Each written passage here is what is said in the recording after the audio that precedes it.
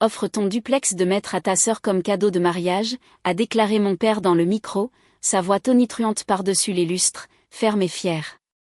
200 invités se sont figés en plein toast. Le sourire de ma mère n'a pas vacillé. Clémence a cligné des yeux, feignant d'être surprise. Je suis restée là, tenant mon verre, chaque regard me brûlant. La musique s'était arrêtée. Quelqu'un a murmuré mon nom. Puis un homme que je n'avais jamais vu s'est levé de la foule et a dit, calmement mais sèchement, touchez à nouveau à ses biens, et vous perdrez les vôtres. Le salon est devenu silencieux, la mâchoire de mon père s'est crispée. Avant de vous raconter la suite, dites-moi d'où vous écoutez pour que je sache que je ne suis pas seule. J'ai longtemps pensé que le silence maintenait la paix. Que si je souriais au bon moment, hochais la tête à propos, et ne laissais jamais ma voix trembler, ma famille me considérerait enfin comme l'une des leurs. Mais la paix construite sur le silence se fissure vite, surtout dans une maison comme la nôtre.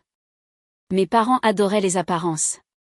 Ma mère, Catherine, croyait que la perfection s'organisait comme un centre de table, méticuleusement taillé, poli et exhibé au monde.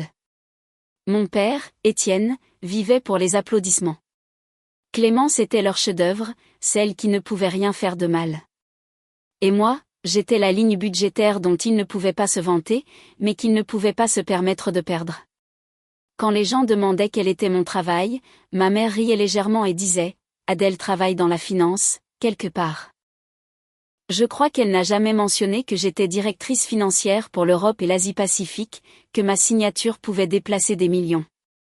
Pour elle, le succès ne comptait que s'il était accompagné d'un mari. Clémence, en revanche, n'avait pas besoin de gagner son éclat. Elle était douce, radieuse, la fille parfaite. Elle m'appelait sa grande sœur devant les invités comme si c'était un accessoire mignon pour la faire paraître humble. J'ai joué le jeu pendant des années. J'ai financé les petites choses qui maintenaient intacte notre image familiale, j'ai remboursé un emprunt lorsque l'affaire de mon père a mal tourné, j'ai envoyé de l'argent à maman pour des factures urgentes, et j'ai même transféré 50 000 € pour aider à couvrir le mariage de Clémence. Ils ne demandaient jamais 2 fois. Ils acceptaient simplement, comme si c'était mon devoir. La semaine avant le mariage, mon père m'a prise à part. « Tu seras assise à l'avant », a-t-il dit. Ta famille, bien sûr. Rappelle-toi juste que c'est le jour de Clémence. Fais simple. Simple. J'ai ri plus tard, seul dans ma voiture. Il n'avait aucune idée de ce que signifiait la simplicité. Quand je suis arrivée au dîner de répétition, les lumières brillaient d'un or doux sur les roses blanches. Tout était parfait, conçu pour les photographies. Ma mère s'est tracassée à propos du voile de Clémence. Mon père serrait la main des investisseurs plus que celle des parents.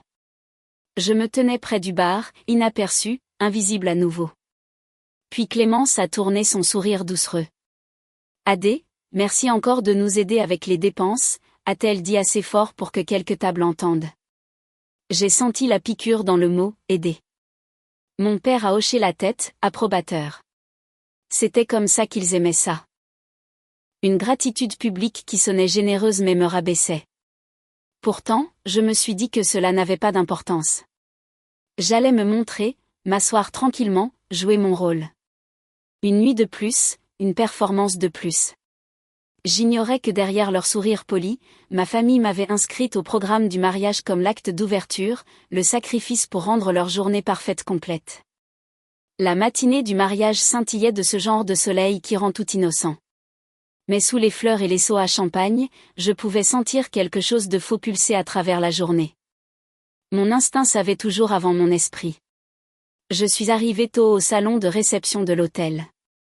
L'odeur des lys blancs était trop forte dans l'air. Le personnel bourdonnait comme des abeilles drapant des tissus, polissant des verres. La voix de ma mère a traversé tout cela. Sèche et autoritaire. Assurez-vous que le bouquet de Clémence est orienté vers la gauche. Son profil est mieux photographié. Ce n'était pas une requête. Ça ne l'était jamais. Je marchais devant la table de réception quand je l'ai remarqué. Un homme debout, complètement immobile, observant. Il portait un costume gris anthracite et une cravate mouchetée d'argent, sa posture calme, mais délibérée. Il ne ressemblait à aucun des invités. Quand ses yeux ont rencontré les miens, je me suis figée. Il a fait un signe de tête poli, puis a dit doucement, « Soyez prudente avec ce qu'ils annonceront aujourd'hui. » Son ton était si neutre qu'il en paraissait presque gentil. Puis il a tourné et a disparu dans l'agitation, laissant un frisson derrière lui qui s'est accroché à ma peau. Pendant un instant, je me suis demandé si j'avais imaginé cela. Mais ensuite mon téléphone a vibré dans ma main.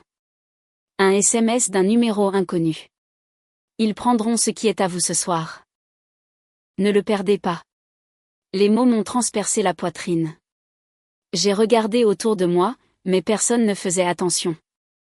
Mon père riait avec un groupe près du bar. Ma mère ajustait la traîne de Clémence. Les invités arrivaient par vagues de parfums et de bruit. Je suis sortie dans le couloir, le cœur battant la chamade. Mon duplex. La seule chose qui m'appartenait entièrement. Chaque versement, chaque nuit blanche, chaque contrat qu'il avait bâti pierre par pierre. Ça ne pouvait pas être ça, n'est-ce pas?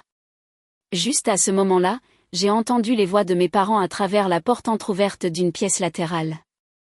Je n'aurais pas dû m'arrêter, mais je l'ai fait.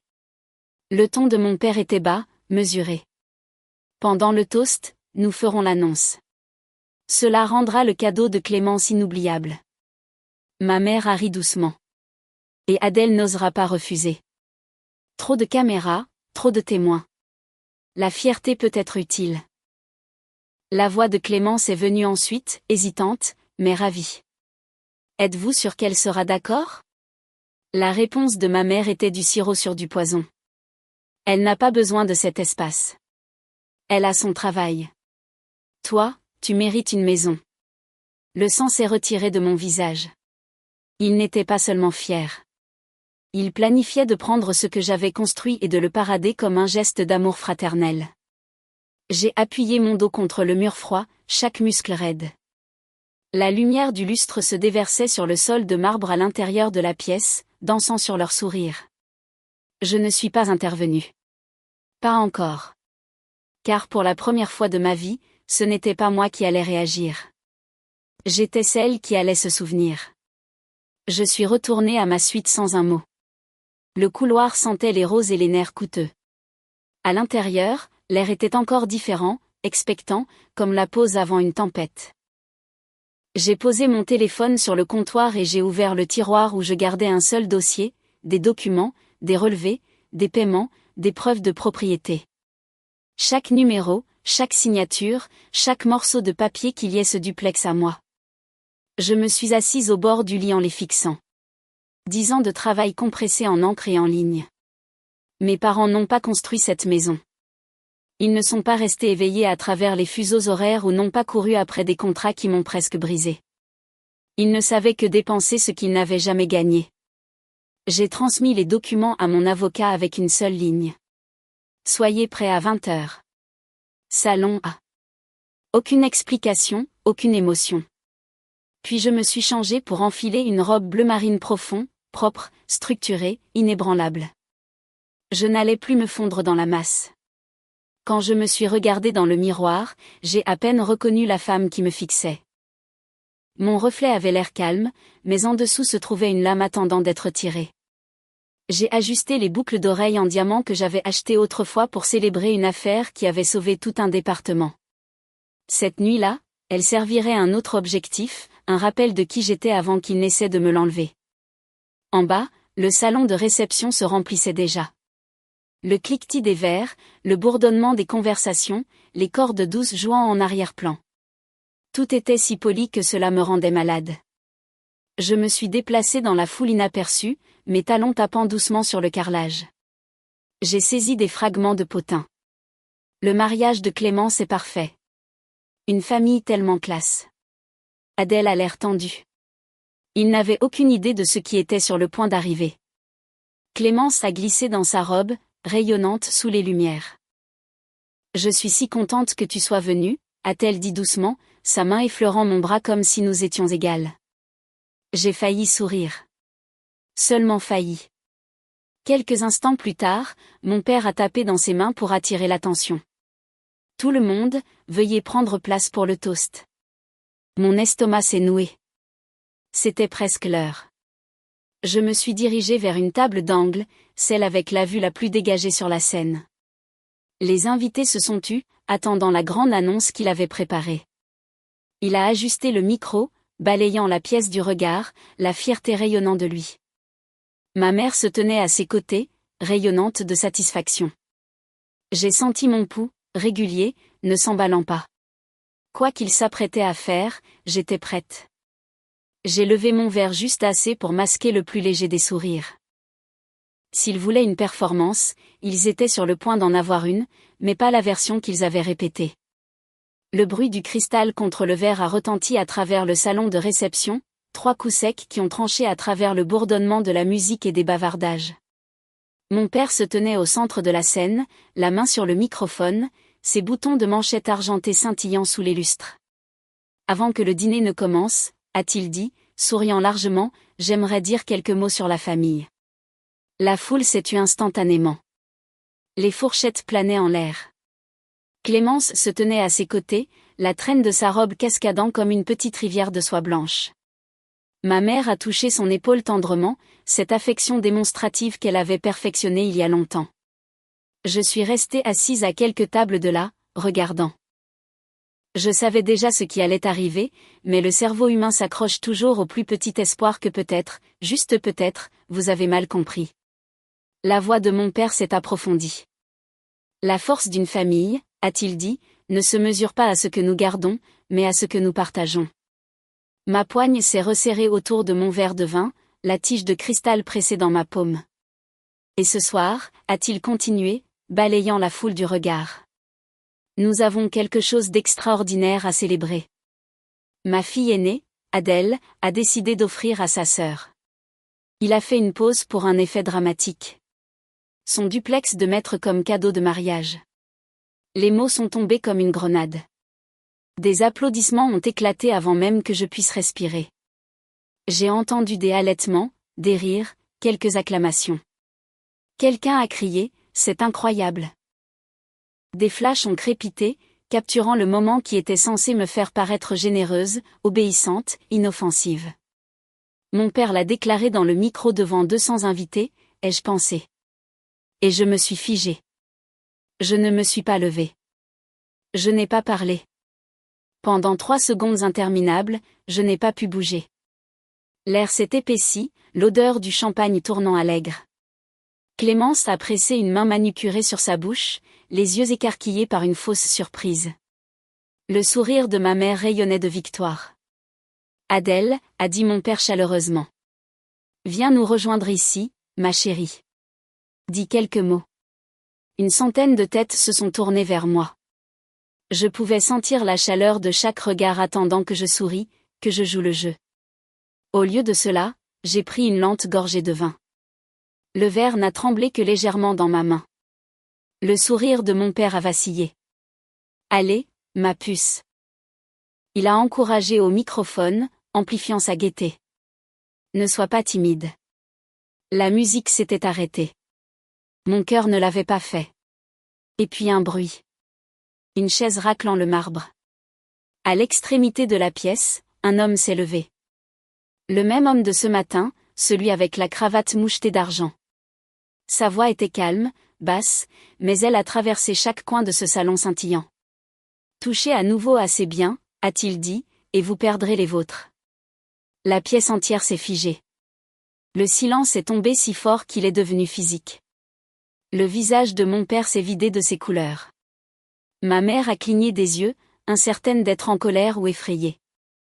Clémence serrait son bouquet, fixant l'étranger. Il a commencé à avancer, chaque pas résonnant comme un coup de semonce. Guillaume Leclerc, a-t-il dit, tirant une carte élégante de sa veste. PDG de Leclerc Finance et Associés. Les murmures ont commencé instantanément, halètements, chuchotements. Les gens se sont agités sur leur siège. Mon père a trébuché en reculant d'un demi-pas, la reconnaissance éclairant ses yeux. Je crois que vous connaissez mon entreprise, a continué Guillaume. Nous travaillons en étroite collaboration avec votre fille depuis 3 ans maintenant. Le duplex que vous tentez de réclamer dans cette petite annonce, il a levé un sourcil, fait partie de son package de rémunération légale. Il est protégé par des clauses anti-coercition en vertu de son contrat de cadre supérieur. Je pouvais entendre la respiration tremblante de ma mère de l'autre côté de la pièce. Elle a tendu la main vers le bras de mon père, chuchotant quelque chose de frénétique. La voix de Guillaume n'a jamais faibli. Ce qui s'est passé ici ce soir, a-t-il dit, était une tentative publique de saisie d'actifs, et s'est diffusé en direct à plus de 10 000 téléspectateurs en ce moment même. Des têtes se sont tournées vers une table voisine où un cousin du côté du marié avait son téléphone calé. La lumière rouge d'enregistrement brillait comme une accusation. Mon père a essayé de retrouver son rire, forcé, cassant. C'est un malentendu, a-t-il dit. Une blague de famille peut être prise trop au sérieux. L'expression de Guillaume s'est durcie. Une blague qui comprenait la coercition, l'humiliation publique et de fausses déclarations de transfert de propriété. Il s'est tourné vers la foule. Mesdames et messieurs, voici à quoi ressemble l'exploitation lorsqu'elle est déguisée en amour familial. La pièce a éclaté en murmures. Quelques invités se sont levés de leur siège. D'autres m'ont regardé avec de nouveaux yeux, la curiosité se mêlant à la honte. L'associé de mon père, Monsieur Dubois, s'est levé, le visage pâle. Étienne, a-t-il dit sèchement, j'ai investi dans votre entreprise parce que je croyais en votre éthique. Après ceci, Dubois Industries suspend toute collaboration avec effet immédiat. Puis Madame Leroy de la logistique a pris la parole. Idem. Nous ne travaillons pas avec des abuseurs. Et enfin, David Chen, le plus ancien associé de mon père, a ajouté doucement mais fermement, nous non plus. La main de mon père a agrippé le pied du micro comme si c'était la seule chose qui le maintenait debout. Clémence pleurait maintenant, des sanglots doux et confus qui n'atteignaient pas tout à fait ses yeux. Papa, fais arrêter, a-t-elle chuchoté, mais il était déjà trop tard. Le château de cartes s'était effondré. Je me suis levé lentement, le bruit autour de moi se dissolvant en un faible bourdonnement. Vous vouliez un spectacle, ai-je dit, la voix ferme. Vous en avez eu un. Ma mère s'est tournée vers moi, son expression se fissurant. Adèle, s'il te plaît, a-t-elle sifflé. Tu nous humilies. J'ai fait un pas de plus, mes talons claquant sur le marbre. Non, maman. Vous avez fait cela vous-même. Guillaume lui a tendu le microphone. Peut-être que madame aimerait expliquer son comportement pour le compte rendu, a-t-il dit calmement. Elle a secoué la tête, tremblante. Vous ne pouvez pas faire ça, a-t-elle chuchoté. Je l'ai déjà fait, ai-je dit. La foule a éclaté à nouveau. Certains ont halté, d'autres ont murmuré leur approbation. J'ai vu des téléphones levés enregistrant, capturant chaque seconde de l'effondrement de ma famille. La voix de mon père a fendu le chaos. Assez. C'est notre affaire privée. J'ai croisé son regard. Vous l'avez rendu public. Le silence qui a suivi était plus froid qu'aucun cri. Je n'ai pas eu besoin d'en dire plus. Guillaume a posé une main douce sur mon épaule, me guidant vers la sortie. Derrière nous, les sanglots de ma mère montaient. Mon père criait quelque chose que je me fichais d'entendre, et le jour du mariage de Clémence s'est transformé en une diffusion en direct des conséquences. Alors que les portes du salon se fermaient, j'ai entendu le dernier bruit, un seul verre se brisant sur le sol. Dehors, l'air de la nuit a frappé ma peau comme la vérité. J'ai levé les yeux vers l'horizon de la ville, le reflet de mon duplex scintillant au loin. Pour la première fois, j'ai senti que ces murs n'étaient pas des cages, mais une armure. Guillaume s'est arrêté à côté de moi. « Vous allez bien » a-t-il demandé doucement. J'ai expiré. « Ça va, maintenant. » Il a hoché la tête. « Vous avez géré cela mieux que la plupart ne l'auraient fait. » J'ai regardé en arrière les portes lumineuses du salon de réception. « Non, ai-je dit doucement. J'ai juste enfin cessé de m'excuser. » Nous sommes restés là un instant, deux étrangers liés par la justice. Puis il a offert sa carte à nouveau. « Quand vous serez prête, a-t-il dit. J'aimerais discuter de quelque chose de plus grand. » Je n'ai pas demandé quoi. Je savais déjà que ce n'était pas la fin de mon histoire. C'était le début de la leur. Et derrière nous, la salle qui célébrait autrefois mon silence était tombée dans un silence complet, irréversible. Le lendemain matin, le clip était devenu viral.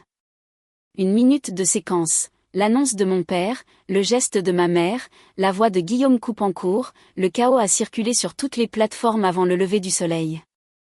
Les gros titres l'appelaient le scandale du mariage qui a brisé une famille. Ma boîte de réception débordait de messages d'inconnus me remerciant d'avoir tenu tête, de femmes à qui on avait dit pendant des années de maintenir la paix à leurs propres dépens. Pendant ce temps, les retombées pour mes parents ont été rapides et brutales. Dubois, Leroy et Chen ont tous retiré leur contrat. L'action de l'entreprise a chuté de moitié en 48 heures. La vidéo d'excuses de mon père, costume taillé et yeux creux, a été rejetée comme une tentative de limitation des dégâts. Ma mère est allée en ligne affirmant qu'elle avait été manipulée, seulement pour être noyée par des milliers de commentaires la critiquant pour le geste que tout le monde avait vu avec une clarté cristalline. Le mariage parfait de Clémence s'est effondré avant de commencer. La famille de son mari s'est retirée, ne voulant pas associer son nom à l'épave. Je suis restée silencieuse à travers tout cela. Je n'avais pas besoin de me défendre. La vérité l'avait déjà fait pour moi. Quand Guillaume m'a appelé pour m'offrir un siège au conseil d'administration de Leclerc Finance, j'ai dit oui. Non pas pour la vengeance, mais pour la direction. Car pour la première fois, je ne survivais plus à ma famille. Je me reconstruisais. Des semaines plus tard, je me tenais près des baies vitrées de mon duplex. Les lumières de la ville vacillaient comme un applaudissement silencieux. Les mêmes murs de verre qu'ils ont essayé de me prendre reflétaient maintenant tout ce que j'avais gagné. Liberté, clarté, paix. Sur l'étagère à côté de moi était posée une photo encadrée de ma grand-mère, sa note manuscrite en dessous. Ne les laisse pas prendre ta lumière. J'ai souri. Il ne l'avait pas fait. Il ne le ferait jamais. Si jamais vous avez dû rester seul à une table pleine de gens qui appelaient cela une famille, sachez ceci. Vous n'êtes pas seul. Partagez votre histoire ci-dessous et abonnez-vous. La prochaine histoire pourrait être la vôtre.